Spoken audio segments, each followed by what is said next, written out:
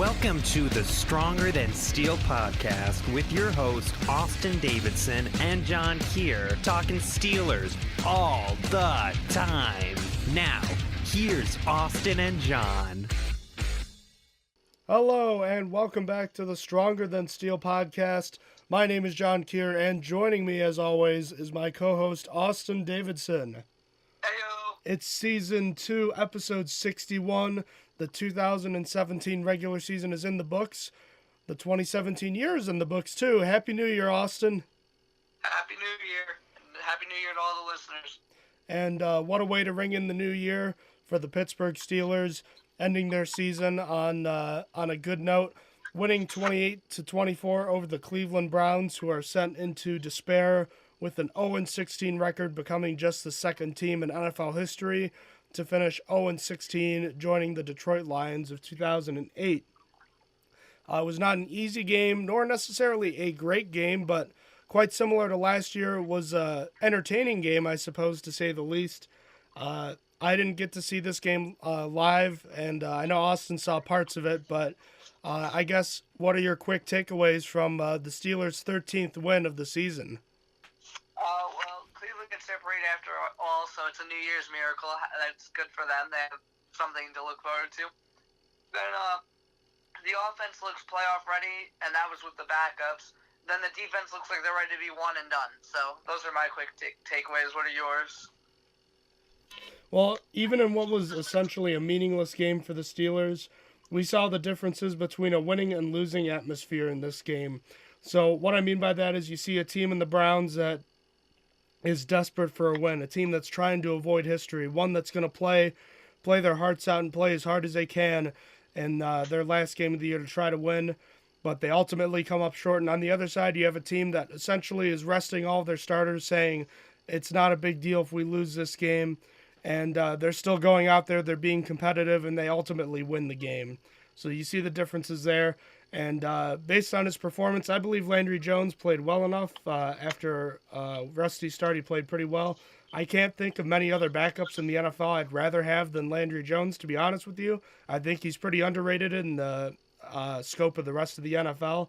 And last but not least, just going off of what you were saying, the defense has to stop giving up these big plays. It really is a head scratcher with these guys. So, looking back at our preview episode, how did your X Factors from last week pan out, and did you hit on any bold predictions this week? Well, Martavis Bryant was the only one I got. I guess I could claim it as close. Martavis Bryant was my X Factor. I think he did pretty solid. He caught 6 passes for 65 yards. So I think he did decently. He made some pretty big catches, so good for him. How did your X Factors and bold predictions pan out? My X Factors were Landry Jones and Sean Spence. Spence was okay, not really great from what I saw. Nothing too impactful from him. Jones was pretty good after the interception he threw to Jabril Peppers early on. And the one bold prediction I was pretty close on, my stat line for Stephen Ridley, was 75 yards and a touchdown. He finished with 80 yards and a touchdown. One injury to get from this game, backup center B.J. Finney was injured on a running play. Mike Tomlin said today that it was a quad and ankle injury. Had the Steelers been playing a game this upcoming week, he'd be labeled as questionable, but luckily the Steelers are off this week and he's going to benefit from a week of rest. So we'll see where he's at a week from now, and we'll kind of reevaluate where he was or where he will be at that point in time. So let's jump right into the game recap, Austin. I guess we'll start, as always, with the offensive side of the ball. A group that was without Ben Roethlisberger and Antonio Brown and Le'Veon Bell. Also without Marquise Pouncey and David DeCastro in this game. So there were a lot of replacements in this game. Not a great game. They only put up 3 touchdowns on offense, but overall, I guess a pretty good day from this unit. Not great, but a decent day, right? Yeah, the backup offense did pretty solid. The worst thing about it was Hubbard at center, who fumbled 3 times. But to be fair to him, those were his first snaps at the position. I've always viewed him as a flex tackle or guard, not a center. And in terms of blocking, he still did well, in my opinion. So As a whole, though, the line did really well. The stat sheet says they gave up 3 sacks, but 2 of them were because Jones had to fall on a fumbled ball. So those stats are a little misleading. Then the run game was wide open for Ridley, Toussaint, and even Darius Hayward-Bay on his nice 29-yard touchdown. Ridley, from the first drive, it looked like he was going to have a 150-yard game. But unfortunately, he slowed down. That's not to say he still didn't do good, as he got 80 yards and averaged 4.7 yards a carry, as well as adding on a touchdown. So that's actually really good for a guy that didn't have a job up until 2 weeks ago. Then Toussaint also did well when he got his carries, averaging 4.4 yards a carry. The only rusher that didn't do good, sadly, was Nix, as he got stopped at the goal line twice in a row. But to be fair to him, having him hurry up and rush again was a bad call on the coach's side of things. So I didn't quite agree with that call to just hurry to the line and do another fullback dive, but it is what it is. As for the rest of the offense, Jones did pretty solid stats-wise, other than the fumble and interception. But honestly, his throws still looked bad. Not his throws. His decision-making was still pretty bad. His throws were actually pretty good. He threw into double, triple, and tight coverage so many times. And to be quite honest, Juju really bailed him out, making those contested tight catches. So for a backup, he did fine, but I think his stats don't tell the full story. Back to Juju, though. What a day for him, huh? The Steelers just know how to draft wideouts. And with him on one side and Antonio Brown on the other, the offense is going to be unstoppable heading into the playoffs. As for the other receivers, Bryant did really well, catching 6 of his 7 targets for 65 yards, and that's really all I asked for him, so he did good. Then Eli Rogers caught his sole target for 1 yard, and Justin Hunter and Darius Hayward-Bay didn't have a target in this game. So that really wraps it up for the wide receivers. To wrap it up with the tight ends, they all had pedestrian days. James caught both of his targets for 9 yards, Vance caught 1 for 5 yards, and Grimble caught 1 for 2 yards. So not the most productive day for this unit, but overall the offense did pretty well this game for the backup crew. So what do you have to say about the offense in this game? Can we just say thank goodness that Vance McDonald left this game healthy? Yeah, we can. We can all say a prayer. Thank God, right? For a unit missing a ton of key contributors on the offense, they didn't seem to have much trouble moving the ball on Sunday. A lot of damage came on the ground, especially early. That opening drive, the Steelers were just imposing their will, and it was capped off by another great end around by Darius Hayward-Bay. Stephen Ridley impressed on Sunday, finishing with 80 yards, just under 5 yards a carry, and scoring his first rushing touchdown in about 3 years. A shorthanded offensive line played pretty well on Sunday, and even when B.J. Finney had to leave the game, I thought Chris Hubbard did a pretty admirable job replacing him. Matt Filer and Gerald Hawkins played pretty well too. Chris Hubbard struggled as far as his snaps go, as you already covered, Austin. I think it's kind of understandable, as you mentioned, though. Hubbard probably hasn't practiced at center since the preseason, so that's a pretty long time to go without snapping a ball. At least 1, I believe 2, I think you mentioned, of the sacks the Steelers gave up in this game were due to aborted snaps by Hubbard. And the Steelers as a team ran for over 120 yards on the day. So it was a pretty good day for the big boys as well. The passing game involved 3 names for pretty much the entire afternoon. Obviously, it starts with the quarterback, Landry Jones, who struggled early on, throwing a really bad interception into double coverage, but I thought he rebounded pretty nicely, throwing only 1 incompletion in the second half, which was a drop. He wasn't great, but I think he played very well after the interception and showed that even though he's not really a really talented player, he knows the Steelers system well, and knowing that and the personnel can make up for a lot of things.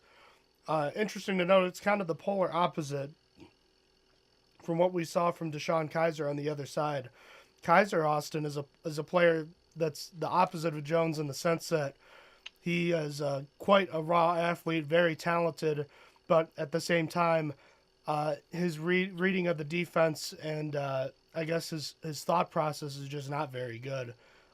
So even though Landry didn't make some of the best decisions, he still knows the offense well enough, whereas Kaiser doesn't really know the offense well at all. So we got to see kind of contrasting styles there. As far as the rest of the receiving game goes, there were only 2 contributors in the receiving game mainly. Obviously, it was Juju Smith-Schuster and Martavis Bryant. Both of them were very good in the passing game, especially Smith-Schuster, ending a historic rookie campaign with a bang. He broke the Steelers' rookie record for receiving yards in a season, and keep in mind he missed 2 games, one with an injury and one with suspension. So a 1,000-yard receiving season was definitely on the table for him had he played all 16 games. Bryant, on the other hand, caught a season high, tied for a season high 6 passes for 65 yards, which is the second highest total he's had this season, and was as consistent in this game as I thought we've seen him all year. These guys carried the load all day, and they were effective in doing so, and that's a great sign heading into the playoffs that they can help carry the load when your top players are either not out there or not producing. On the other side, it wasn't a great day for the defense. They got a good pass rush, but again, Austin, it's something we've been talking about a lot over the second half of the season. It's been big plays, and we saw some more of that on Sunday. Oh, yeah, this is troubling. The only starter on defense out was Cameron Hayward, and while he's a big loss, don't get me wrong, Alu did just as good as he could have, if not better, by leading the team in tackles was 6 of them solo, 4 of them being tackles for a loss, and 2 sacks. So he actually filled in quite well, but everyone else, awful. Joe Hayden got absolutely destroyed by Gordon on his 56-yard gain, and then later just got bullied by Njoku, who just pushed him down and had a 34-yard gain. He gave up 90 yards on 2 plays, which I would have expected more from Artie Burns, but Burns actually did good in this game, to be honest. I can't even say – there's nothing bad I could say about Artie Burns in this game. I went back to watch all the highlights that the Browns had to make sure, and he wasn't involved in none of them. But what's it called? I'm sorry. The safeties are awful. They are the worst part of this defense, without a doubt. Which one of them is worse, may you ask? I don't know. But safety is becoming a high draft need for me. As I mentioned on an earlier podcast, Derwin James is looking real good right about now. Anyway, game-wise, Mitchell on Gordon's 56-yard gain was back there to help with that. Literally almost 20 yards back to help with something like that, in case it went for a long ball. And he still messed it up. And on the Duke Johnson touchdown, on the Duke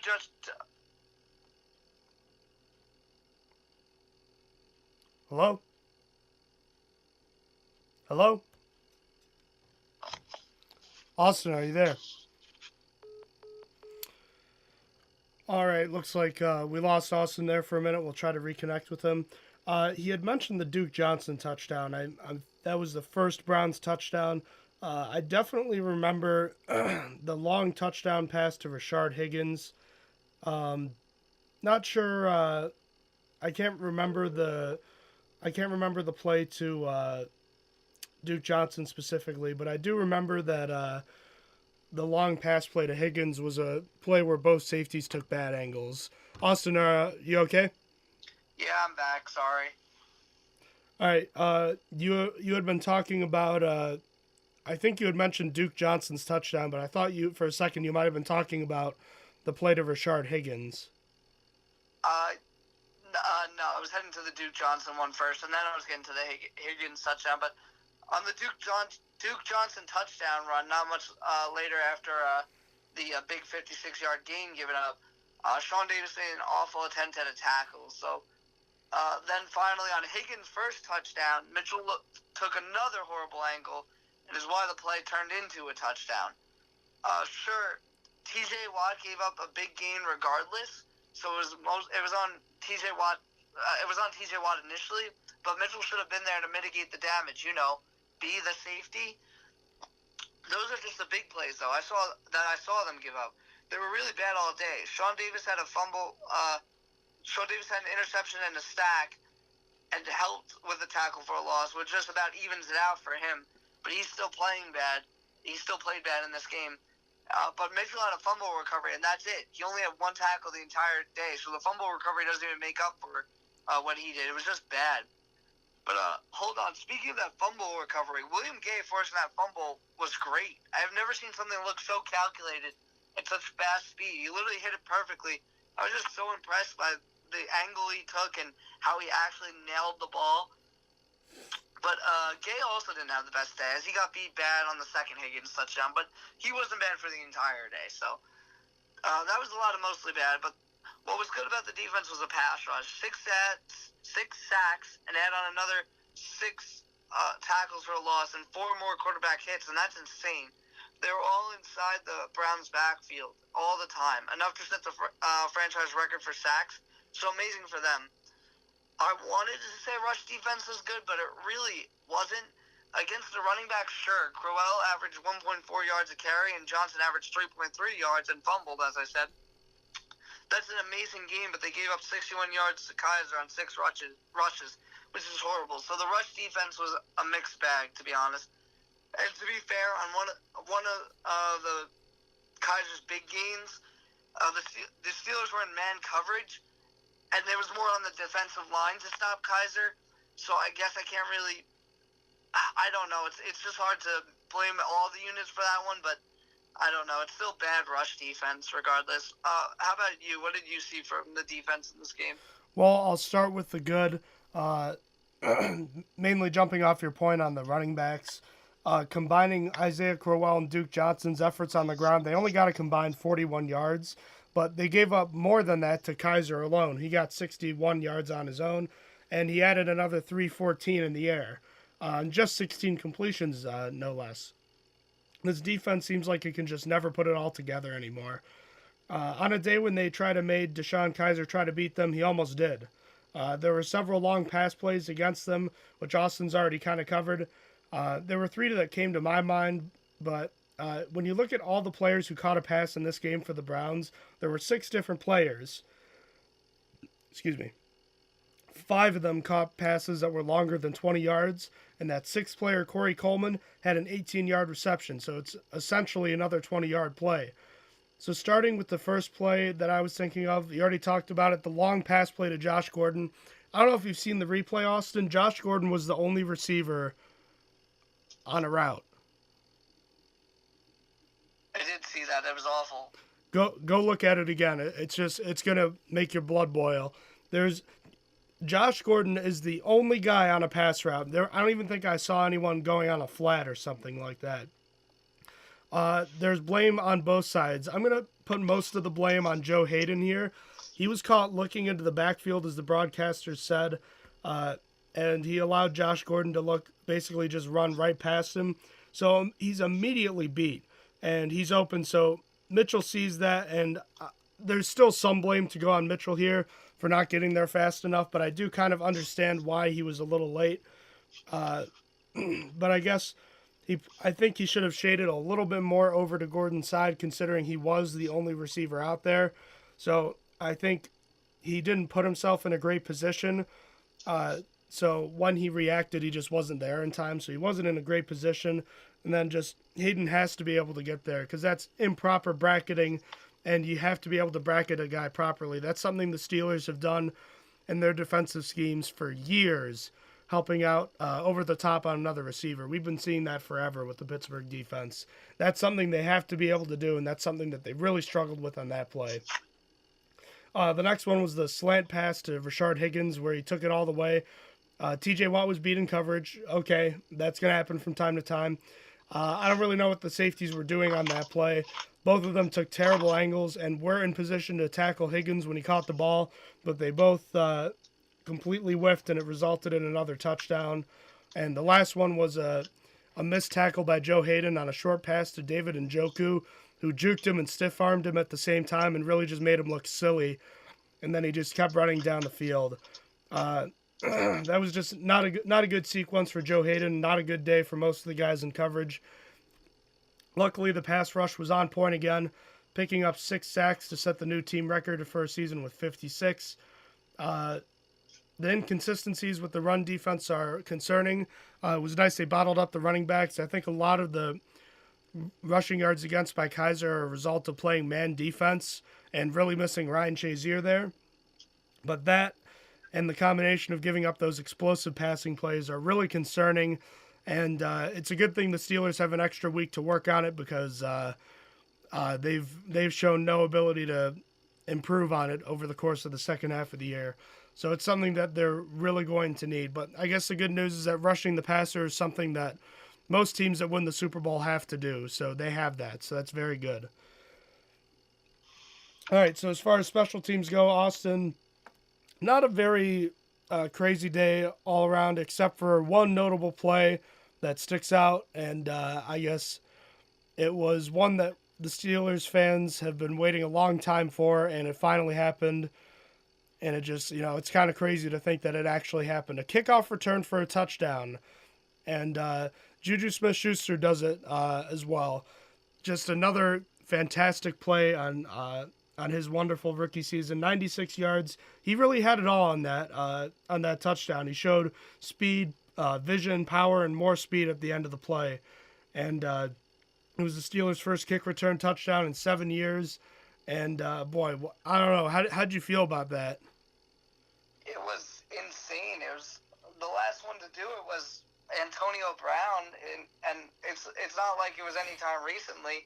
Like you said, it was 7 years ago now. It was an insane amount of time. It was just to be honest though, I hate to say it, I'm almost disappointed because it felt more like the Browns were just bad than Juju was good. Not to say it wasn't great anyway, but I honestly don't know how the Browns just didn't tackle him.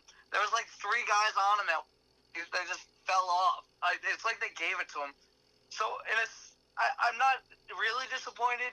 It's still really good, but I don't know. It looks like the Browns just failed miserably more than Juju did great, but that's being very, very nitpicky and looking at it very pessimistically. I was excited in the moment. I was yelling. So I'm not that. I don't have a stick that far up my butt. So what did you think of it?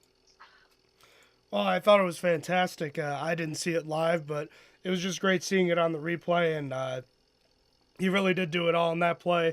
And I was just kind of really surprised to see how fast he was after breaking all those tackles. I thought he'd kind of slow down there, but he outran the kickoff team to the end zone there. As far as the rest of the special teams goes, it was nice to see Tyler Medikevich partially block a Britton Colquitt punt near the Browns' own end zone. Does that count as a block and a half? Or I guess half a block, rather? Because he had one earlier in the year. I guess so. I think what qualifies a block? Does it have to go backwards? Does it have to stay in the spot? I don't really know because I thought it was a block technically because it affected where the ball landed. I have no idea. Because, like, at the same point, you could say, like, oh, it grazed off of him, but it still went, like, 29 yards, you know?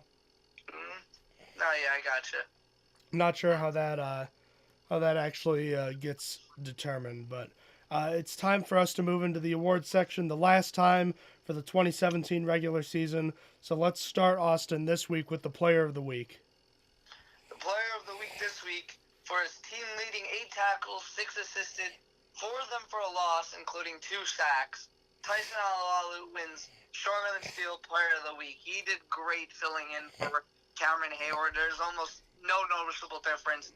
He actually led the team in tackles, which for a defensive end is not exactly easy. Usually it's a linebacker, specifically an inside linebacker or a safety. So good for him. Congratulations to him. What was the play that won Stronger Than Steel Big Stop of the Week? Austin, with the game on the line, the Steelers needing a big stop, the Browns driving to win the game in the waning minutes of the game. On a 4th down and 1, who are you going to call but Corey Coleman of the Browns to make the big stop? That was incredible. On a 4th down and 1. I'm sorry, what? I just said that was a good one. You can continue. I'm sorry. On a 4th down and 1, boy, that play, I don't know, I feel like that play kind of took place in slow motion. Kaiser in the pocket kind of collapses around him. He somehow escapes, floats the ball to a wide open Corey Coleman, and it goes through his hands, and he bounces away, and he knows as soon as it goes through his hands that pretty much seals the fate of the 0-16 Browns. And just all I have to say is that's how you go 0-16. That is the most epitomizing moment of the Browns. That is the moment of the Browns season that everyone is going to remember now. Yep, it's the last thing they did. It's the last mess up they made. The last Cleveland Brown-esque style thing they did. The last offensive play of the season. That too, yeah. But in all seriousness, I can't give the award to a player on a different team, even though he tried his darn best to be a Steeler on that play. I'm gonna have to give it instead to William Gay. He didn't have a great game, as Austin mentioned, but he came through with a pretty interesting fumble, something that we used to see Charles Tillman do a lot on the Bears. A very deliberate attempt to force a fumble by punching the ball out. And on a screen pass to Duke Johnson that picked up about 30 yards, was into Steelers territory. William Gay punches the ball out, and Mike Mitchell recovers the fumble. It was at the time. It was early on in the fourth quarter. The Browns had the ball and were down by 4, 28-24. So they had a chance to either make it a 1-point game or go ahead and take the lead. So that forced fumble by William Gay was big time, and it kept the Steelers ahead, obviously, even though they didn't do anything with the possession that they got. They were still able to take some time off the clock, and it ultimately led to the Steelers winning for the 13th time this year. So for that, William Gay wins the Big Stop of the Week award for the final time this year. What was the stronger than steel play of the game? I think it's pretty clear. We just talked about it. Oh, it's way too easy. Way too easy. It is easily Juju Smith-Schuster's kickoff return touchdown. It was amazing. It's the first one we've seen in 7 years. How can you not make it the player of the game? It's something you haven't seen in 7 years from the Pittsburgh Steelers. He is really on track to fighting for Rookie of the Year at the moment. With all the injuries and stuff, it's really down to Kareem Hunt. Why is the name slipping me? From the Saints. Marshawn Lattimore? Alvin Kamara. Alvin Kamara. Yep. I'm sorry. Offensive Rookie of the Year, but they have the Defensive Rookie of the Year maybe as well. And then Juju Smith-Schuster really in this game put up his last-ditch effort to make it up with those two. So I feel like he actually might have a chance because Kareem Hunt was down for a while, but it's a very small one. Still, he is going to be something. He's a player for the future. I just wanted to say that. But back to the point at hand. Congratulations to him for winning the Stronger Than Steel Player of the Game and getting that first kickoff return touchdown in over 7 years. Boy, how about Kareem Hunt getting one touch for 35 yards and a touchdown and winning the rushing title? Yeah, that sucks. That hurts. So I guess let's just move into our winners and losers section. So there's one obvious winner on the Steelers here. So is there anything else you want to say about Juju Smith-Schuster? Are we turning this into the Juju Smith-Schuster podcast?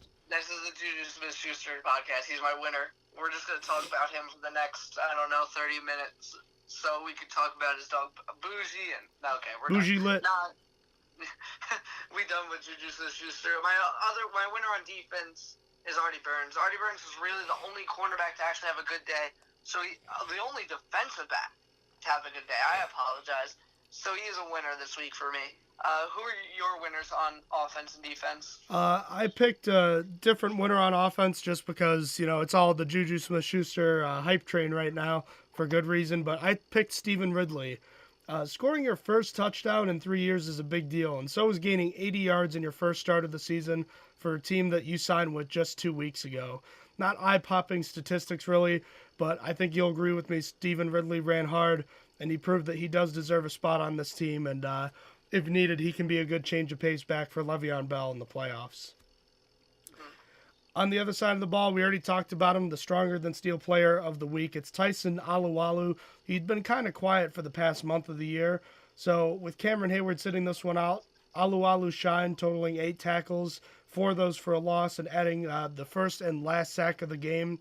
The last one setting a new Steelers record. So congratulations to him on punctuating a historic year for the Steelers defense when it comes to getting after the passer. On the other side, Austin... there had to be losers in this game, even if the Browns were the clear losers. So I guess who are the Steelers' losers in this game? I struggled to find an offensive loser. It was really kind of hard. I didn't find it fair to make Chris Hubbard an offensive loser because I had low expectations for him coming in there. So I made it Josh Dobbs, only because Jones had a great day, and it's not looking like Dobbs will move up on the roster anytime soon. So here's my loser on offense. For defense, it's Mike Mitchell. Absolutely awful day for Mitchell, who didn't really do much at all. There's not much else to say. His play is just so bad, and he is who I'm looking to replace in the draft this year. So, who are your losers on offense and defense? My loser on offense, he's making weekly appearances here now, and that's not a good thing. It's Eli Rogers, and, he only had one catch for a single yard, totaling 2 catches for 7 yards the last 2 weeks. It was a merciful end to his 2017 regular season. Kind of crazy to think a year ago, Rogers snagged 48 passes for just under 600 yards and 3 touchdowns. This year, in one more game played, he finished with 18 grabs for 149 yards. So that means his yards per catch went from, I think, like around 12 to now under 9. So he's averaging less than 10 yards a catch and a single touchdown. Not a good year for Rodgers, and this game just kind of punctuated that. On the other side of the ball, I already harped on him a bit today. It's Joe Hayden. He got burned for at least 2 huge plays in this game, and he just kind of looked silly. You can accept an off day in this case, but he's got to play better next week, or I guess 2 weeks from now. He really is the glue of the cornerback position there, so hoping to see a little more from him. So I guess kind of wrapping things up right now, Austin, the only real thing I wanted to look at in, I guess, the end of this game is what's next for the Browns at 0-16. They've said they're going to keep Hugh Jackson as their coach. They have 2 picks in the top 5. I think they have, 10, 11 picks overall in the draft. They've got like 5 in the first 3 rounds. This is a good. They're in good position to draft some serious talent. What do you think they'll end up doing? Like, what can they do this year? It's only the Browns can mess it up. To be honest with you, they just have to draft and get some free agents. They have a lot of cap space. It's almost hard to believe that this team has stayed bad for so long. They've had so many picks not work out. And to be honest with you, Jabril Peppers doesn't look that good. It was kind of. I was a fan of Jabril Peppers, so I'm not gonna make fun of him or say that you would know that it was gonna be bad. But his main point was that he was a Swiss Army knife and can be moved. He wasn't really that great at any position. David Njoku only looks like all right. He hasn't really contributed much all year, but that could be in part because of Deshaun Kaiser, who also doesn't look good. But Myles Garrett looks fine. Myles Garrett looks like the only one that came out of their class that looks decently.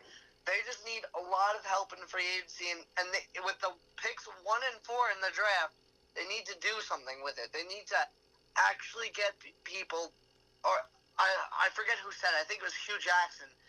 They need real players. They got players that are just really bad. They need to grab probably, realistically, one of those needs to be a quarterback, and the other needs to be, I don't even know. They have so many places that need to address. Maybe a cornerback. They could really go anywhere. They just have to pick a top position. They also need to address something in free agency. I think the only positions that you could really leave alone are the linebackers. I'm a personal fan of the Browns linebackers, Christian Kirksey, Joe Schobert, and Jamie Collins. I like those guys. That's really the only position that you don't have to touch. I think everything else, there's room for improvement. And defensive end, Myles Garrett. That's about it. Everything else, you need to rip up the floorboards and change it around, honestly, because you're 0-16.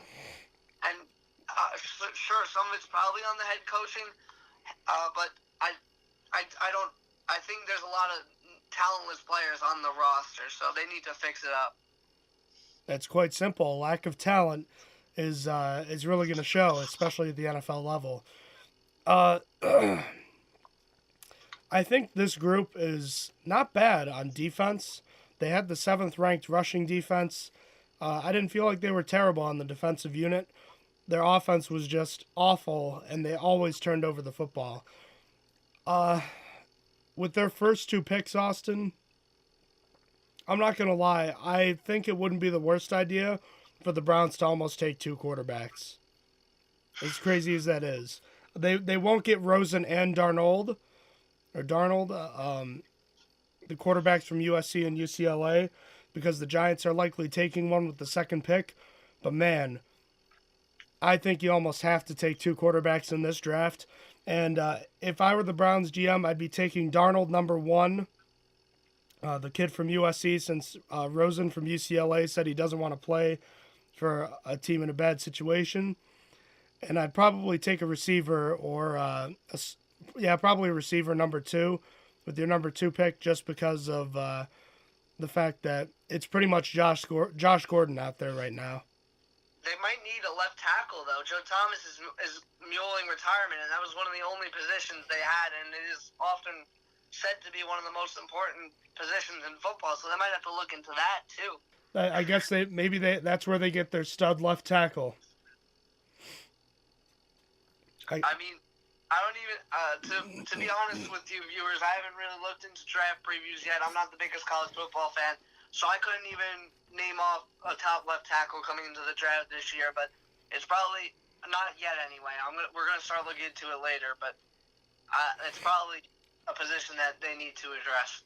Yeah, they need to address a lot of things, but we will see. The Browns 1-31 in their last 32 games. We'll see where things go from there, but for now, the Steelers are in the playoffs. They have a week off. So I guess it's time to reflect on the 2017 regular season.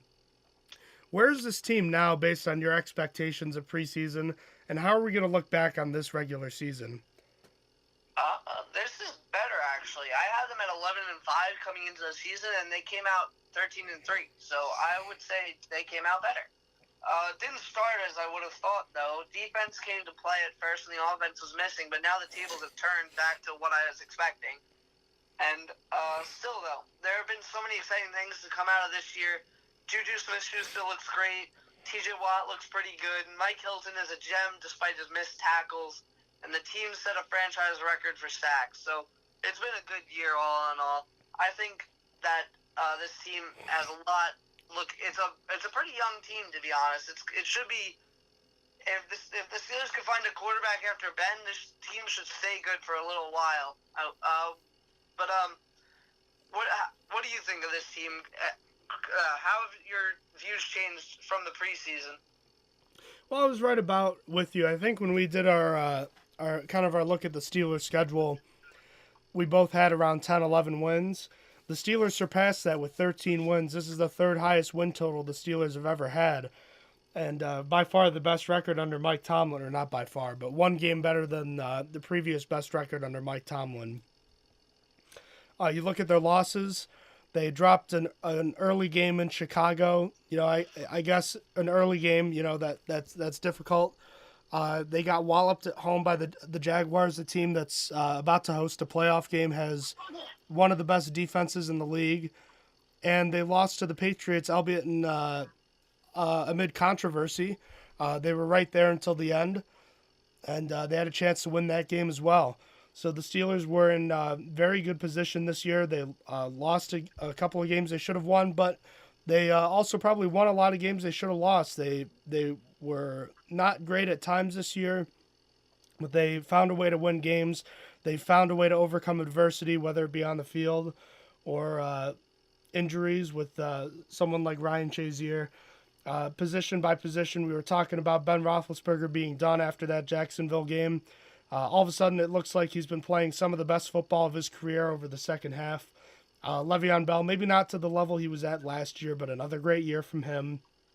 Antonio Brown, even with the injuries, this might have been the best Antonio Brown we've ever seen, possibly, and that's really saying something. The offensive line continued to play well. They figured it out at the halfway point of the year, and they're putting up points now. As you said, kind of flipping the script from the first half of the year for the defense. They really played well early on and have struggled since. The front seven has been pretty good, especially against the pass. They've rushed the passer very well. They can all get after the quarterback, and that's very scary for opposing teams because it's not a single guy or two guys that can get after them. It's a bunch of guys. So that's good for the defense. They've been inconsistent against the run. They've really missed Ryan Shazier. They're still struggling to figure out how to replace him. The secondary was good early on, but once they were finally tested a little more, the fact of the matter is they've struggled to stop giving up those big plays, and furthermore, have struggled getting those players on the ground after starting to give up those big games. So they still have work to do there. Every team is not without their warts. Even the perfect seasons, the Miami Dolphins and New England Patriots of 07 and 72, they had their flaws, and the Patriots' flaws were exposed in the Super Bowl, and they obviously didn't finish the season perfect. And even though the Dolphins were perfect in 72, that team wasn't the best ever at everything. They definitely had their problems too, but they were able to win all their games. Now, the Steelers still have their problems, but they've won a ton of games. They've beaten a lot of teams they should have beaten. They're in a great position to go to and win the Super Bowl with the bye week. And I think looking back on this regular season, we can look back on it and kind of say this is maybe the best Steelers team we have seen, or at least the best team we've seen in a while. I feel pretty confident in saying this is the most talented Steelers team I have ever seen, especially on the offensive side of the ball. And on the defensive side of the ball, yeah, they aren't at the level that the Dick LeBeau defenses that won Super Bowls were between 2005 and 2010. But this is the best defensive unit we've seen in Pittsburgh probably since 2013 or 2012, the last time the Steelers finished number one in overall defense. They still have room to grow. So we'll see how the Steelers do in the postseason, but they're as armed and well-equipped to win as any other team in the NFL that's left anyways. So I guess we'll get to some NFL news in a moment, but let's take a quick look back through some notable games in the NFL slate. Not too much going on for some games, but the Vikings clinched the number 2 seed by hammering the Bears 23-10. The Patriots clinch the number 1 seed in the AFC playoffs by downing the Jets 26-6. The Falcons managed to fend off the Panthers 22-10. The Panthers lose the shot at the NFC South division. The Falcons get into the playoffs. Patrick Mahomes looked pretty good in his first Chiefs start. The Titans managed to beat the Jaguars 15-10. The Jimmy Garoppolo show continued. Another win for Jimmy G and the Niners. The Bills won on the road against the Dolphins. The Cardinals defeated the Seahawks 26-24. The Saints lost to the Buccaneers in a surprising upset. And then obviously the last game, the Ravens, who were in position to make the playoffs, all they needed to do was make a stop on a 4th and 12 around midfield, and Andy Dalton finds the Pittsburgh product, Tyler Boyd, who sprints into the end zone, and the Ravens are eliminated. The Bills are in the playoffs, and the longest drought in professional sports in the USA, the longest playoff drought of 17 years is over. The Buffalo Bills will return to the playoffs. So now the playoff field is set, Austin. As we know, the Steelers and Patriots are the top seeds in the AFC with the first-round byes. The 3rd and 4th seeds are the Jaguars and Chiefs, hosting this upcoming week against the Bills and Titans, respectively. The Chargers and Ravens lose out on playoff spots. And I guess, what are your quick thoughts on the AFC playoff field? It's not as interesting as the NFC one. I think the NFC one is a much more interesting field. I feel like the Titans don't belong in the playoffs. I would much rather seen the Ravens and or the Chargers. But, I mean, it is what it is. And really, I guess that's all I have to say for it. Ben Roethlisberger really wants to play the Jaguars again, which I don't know why. Seeing that pumped me up. I was like, yeah, he wants another shot. And I just feel like so much better about it if the Jaguars do end up winning and if the Chiefs lose, I'd be more than surprised. But other than that, I don't really have anything else to say. Do you have anything else to add? No, we'll cover it more in a little bit, but the Bills are the best storyline heading into the playoffs. Probably the weaker wild card teams in the conference. Yeah, it's looking like they're going to be heavy favorites, the home teams this weekend. And they're setting up potential rematches in the AFC divisional round between the Jaguars and Steelers and the Chiefs and Patriots. Those matchups earlier in the year produced wins for both road teams, so keep an eye out for that. On the flip side, the Eagles and Vikings are the top two seeds in the NFC. The Rams are the number 3 seed. The Saints are the 4 seed, and the 5th and 6th seeds are the Panthers and Falcons, respectively. So 3 NFC South teams made it this year. What do you have to say about the NFC playoff picture? See, this one's way more interesting. I'm going to be excited for this from Wild Card Weekend on. Besides whoever plays the Eagles in the second round, that's going to be a snooze fest. But right now, the Rams are going to be versing the Falcons. I don't even know who's favored. It's really hard for me to say who is favored in this game because I feel like it's even. And then the Panthers versus Saints just sounds like a really good game to start it off with. So both of those wild card games sound amazing. And then I can't wait to see who versus the Vikings because it's going to be a rematch. I think no matter how it goes. Trying to think that.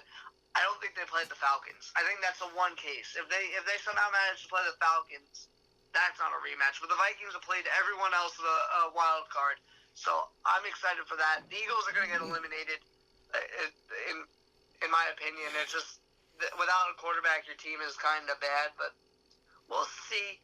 We'll see how it goes. What do you think? I could legitimately see any team from the NFC playoff picture making it to the Super Bowl. Right? That's what makes it so much more interesting. Every team has its pros. Like, every team looks good enough to make it to the Super Bowl. Yeah, like you could come from the future and tell me that any one of those teams was the NFC representative in the Super Bowl, and I could say, yeah, I see that. I could see that. I mean, you just go down the line. Yeah, the Eagles they have Nick Foles at quarterback, but I mean, if he somehow plays like he did in his first week of action as opposed to the last 2 weeks, and the Eagles played defense the way they had most of the season, all of a sudden, it's not going to take too much. All they have to do is win 2 games to make it to the Super Bowl.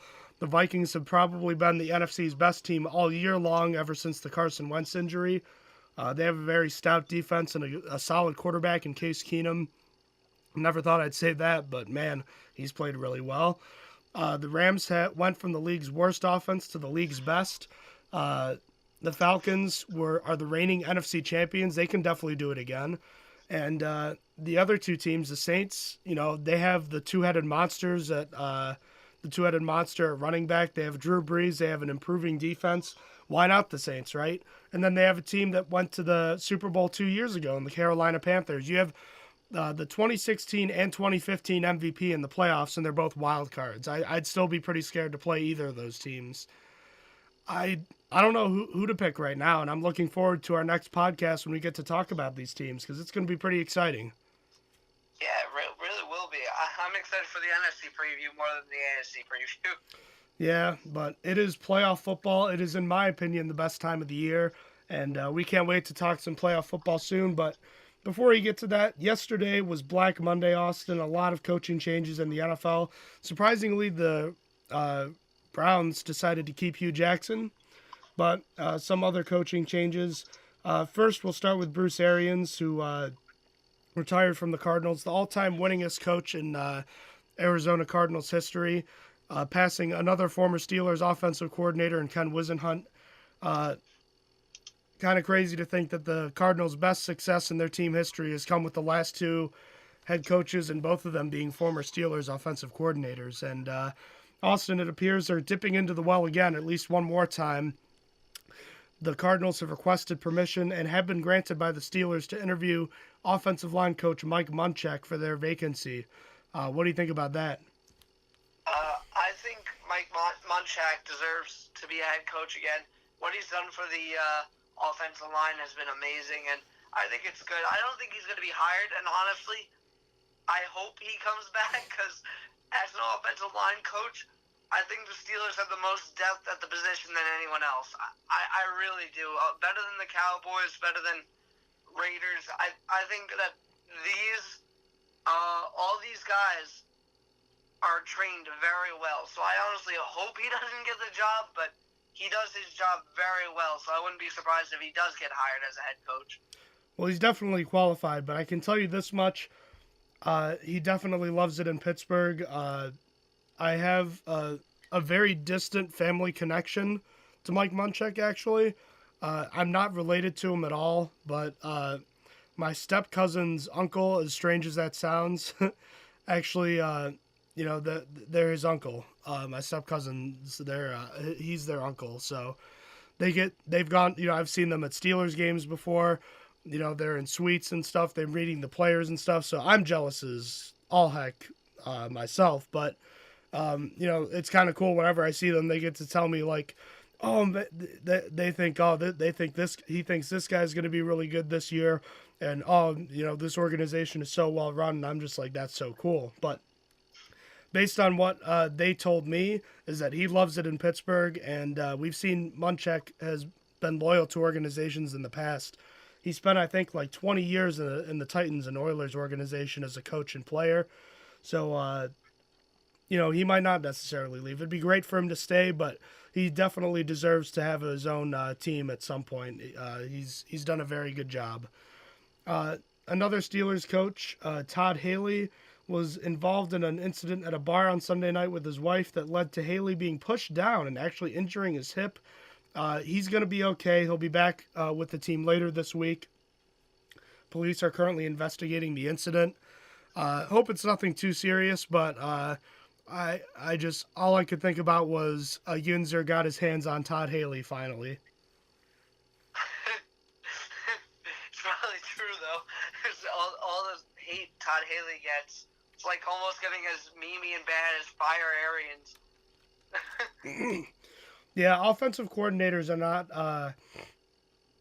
not often very liked. I'm trying to think. It's kind of funny. The Steelers have put up more points, I think, in like 3 or 4 of the last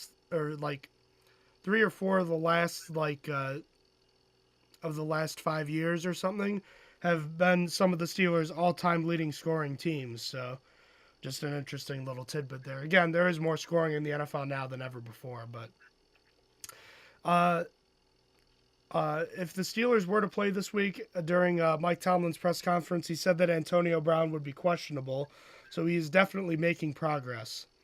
As far as other NFL news, we just talked about some coaching changes. Jim Caldwell was fired by the Detroit Lions. Jack Del Rio was surprisingly let go by the Oakland Raiders. The Raiders seem to think that they're going to be able to lure Monday Night Football color commentator John Gruden to them, which would be interesting.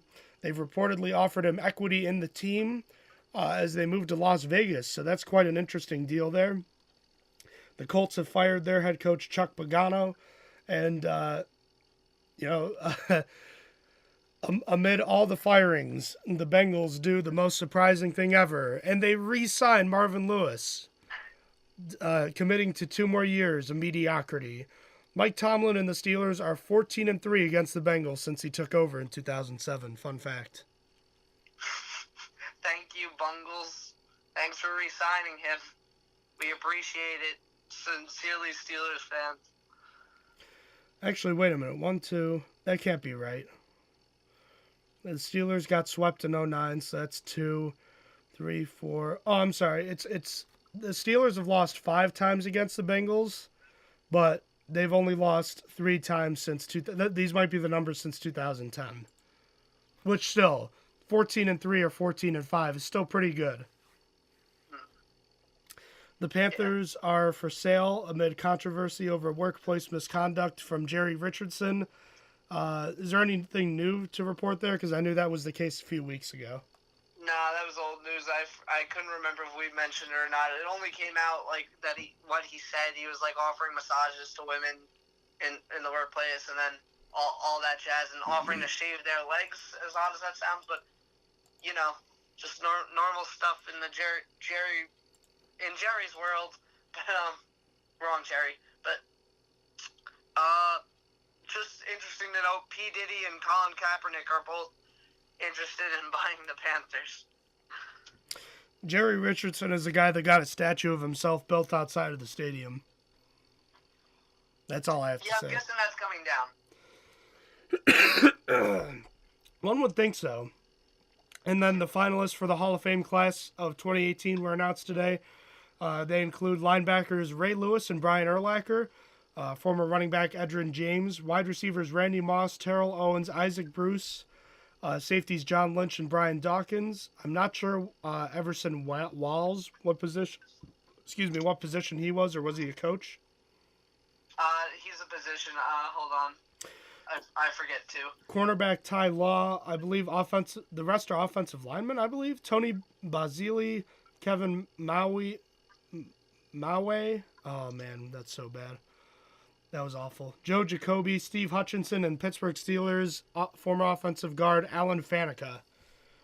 So keep an eye out for that. Hines Ward did not make it this year. It'll be a tough path for him. I guess once you find that, Austin, I don't really have anything else to add on this podcast. He is a defensive back. I'm trying to find he's a cornerback. There we go. I couldn't find it. This is his first year and his last year of eligibility. So if he doesn't make it this year, he's done. He doesn't make the Hall of Fame. Oh, geez. So, yeah, this is his first time making it onto the ballot too. So the finals, chances are he's not going to make it to the final cut down. But I mean, I guess at least he could say he made it. He was hoping for him, anyways. Yeah, he's a dark horse candidate. I had never heard of him, to be honest with you. He's a Cowboys player. Alrighty, well, if you're all set, I'm good to wrap things up for tonight. I think we are set. Alrighty, ladies and gentlemen, if you want to email us, ask us questions, or ask us questions about the Steelers or the show, email us at strongerthansteelpodcast@gmail.com. Check us out on social media. We're on Twitter, Instagram, and Facebook. You can find all that information on our website, strongerthansteelnfl.blogspot.com.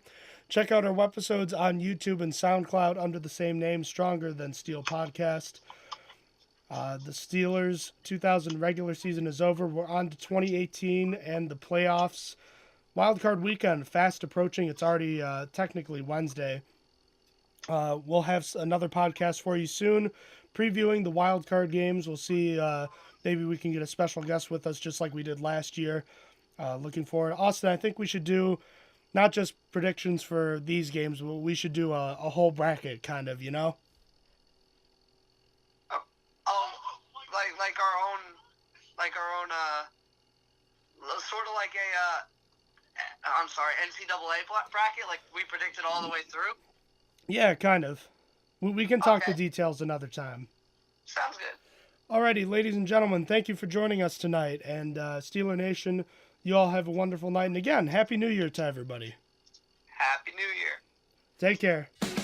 You have been listening to Stronger Than Steel Podcast. Thank you for joining us today, and don't forget to check out our website listed in the description below.